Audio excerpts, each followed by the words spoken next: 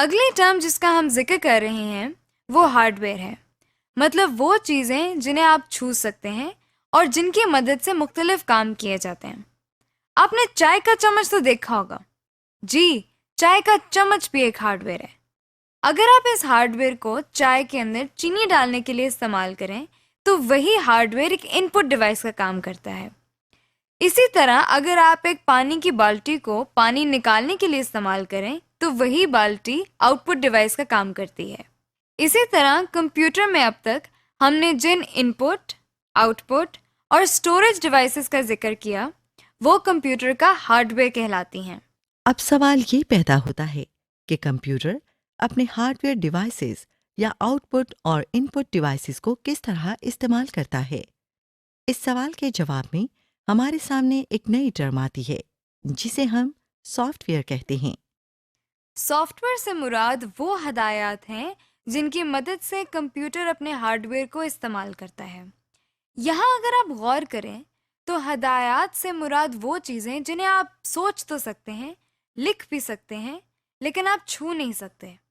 Soft where بھی بالکل ایسی ہی چیز ہے جسے نہ تو آپ چھو سکتے ہیں اور نہ ہی اس کا کوئی وزن ہے، اور نہ ہی یہ ہارڈ ویئر کی طرح نظر آتا ہے، لیکن یہ کمپیوٹر کو استعمال کرنے میں ایک بہت اہم کردار ادا کرتا ہے۔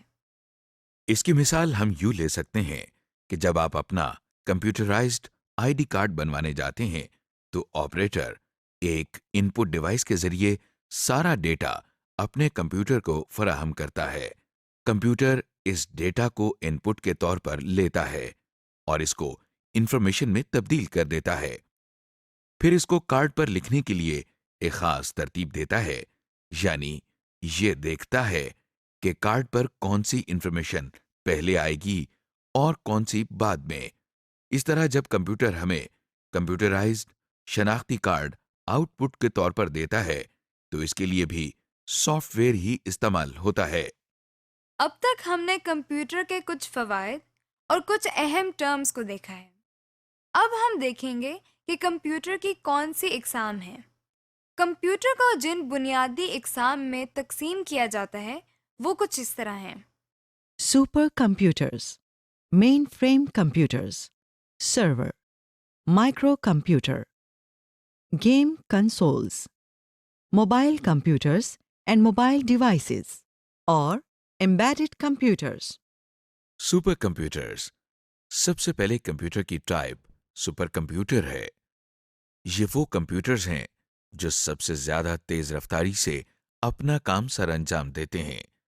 یہ کمپیوٹرز ایک وقت میں ایک ہی کام کرتے ہیں لیکن انتہائی ایکوریسی کے ساتھ۔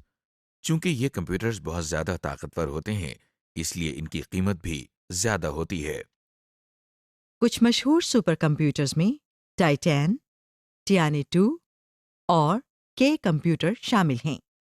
مین فریم کمپیوٹرز، سپر کمپیوٹر سے چھوٹے اور ذرا سی کم رفتار رکھنے والے کمپیوٹرز کو ہم مین فریم کمپیوٹرز کہتے ہیں۔ لہذا نیکسٹ ٹائپ جو کمپیوٹرز کی آپ دیکھ رہے ہیں وہ مین فریم کمپیوٹرز ہیں۔ یہ کمپیوٹرز سائز کے لحاظ سے بھی بڑے ہوتے ہیں، اسی لیے ان میں زیادہ انفارمیشن کو اسٹور کرنے کی صلاحیت موجود ہوتی ہے۔ اس کے ساتھ ساتھ مین فریم کمپیوٹرز قیمت میں بھی بہت مہنگے ہوتے ہیں۔ پاکستان میں یہ کمپیوٹرز پی آئی اے، بینکس اور بہت سی دوسری آرگنائزیشنز میں استعمال ہو رہے ہیں۔ سرورز، مین فریم کمپیوٹرز کے بعد جن کمپیوٹر کی باری آتی ہے وہ سرورز کہلاتے ہیں۔ ان کمپیوٹرز کی کام کرنے کی رفتار مین فریم کمپیوٹرز کے مقابلے میں کئی گنا کم ہوتی ہے۔ سرورز کا بنیادی کام ہارڈ ویئر، سافٹ ویئر اور نیٹ ورک پر موجود ریسورسز تک رسائی کنٹرول کرنا ہے، یعنی بہت سارے کمپیوٹر نیٹ ورک کے ذریعے سرور کے ساتھ منسلک ہوتے ہیں اور وہ سرور کے ذریعے ہارڈ ویئر، سافٹ ویئر اور دوسرے ریسورسز تک رسائی حاصل کرتے ہیں۔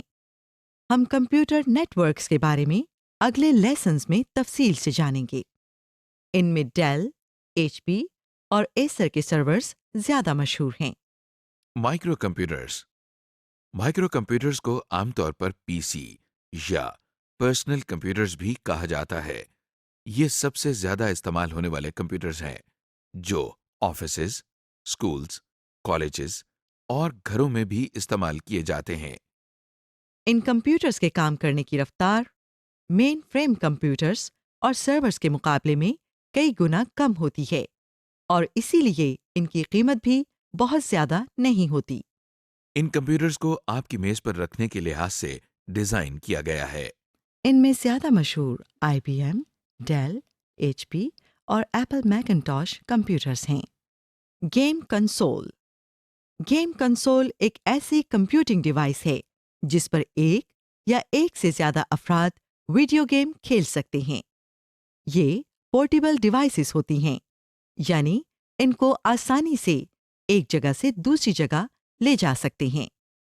कुछ मशहूर गेम कंसोल में माइक्रोसॉफ्ट का Xbox 360, नाइंटेंडो का वाई और सोनी का प्लेस्टेशन शामिल हैं।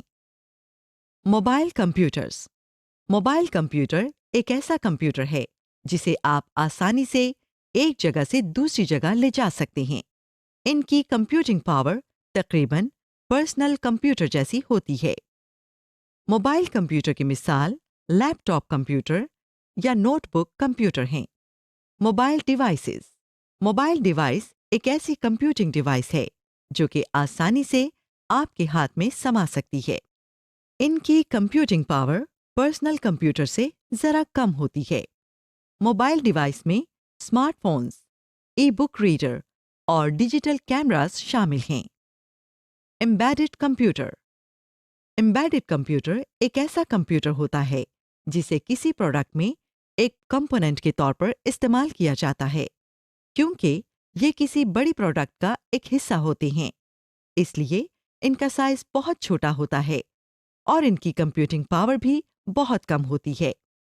डीवीडी प्लेयर, डिजिटल टीवी और फोटोकॉपी मशीन्स चंद ऐसी प्रोडक्ट हैं जिनमें एम्बेडेड कंप्यूटर इस्तेमाल होते हैं। जी, तो अब तक हमने मॉड्यूल 1 के इस हिस्से में जिन चीज़ों और कॉन्सेप्ट्स को डिस्कस किया वो ये बात जाहिर करती हैं कि कंप्यूटर हमारी ज़िंदगी में क्या किरदार अदा करता है और कितना ज़रूरी है। समरी। जी, तो अब तक मॉड्यूल 1 के इस हिस्से में हमने जिन चीज़ों और कॉन्सेप्ट्स को डिस्कस किया वो ये बात जाहिर करता है कि कंप्यूटर हमारी ज़िंदगी के लिए कितना अहम है। मॉड्यूल 1 के इस हिस्से में हमने देखा कि कंप्यूटर क्या है, ये हमारी रोज़मर्रा ज़िंदगी में किस तरह इस्तेमाल होता है और इसके क्या फ़वाइद हैं। हमने कंप्यूटर से मुतल्लिक मुख्तलिफ अहम टर्म्स को देखा, जैसे इनपुट, आउटपुट, स्टोरेज वगैरह। इसके अलावा हमने ये भी देखा कि कंप्यूटर के मुख्तलिफ इक़साम कौन सी हैं।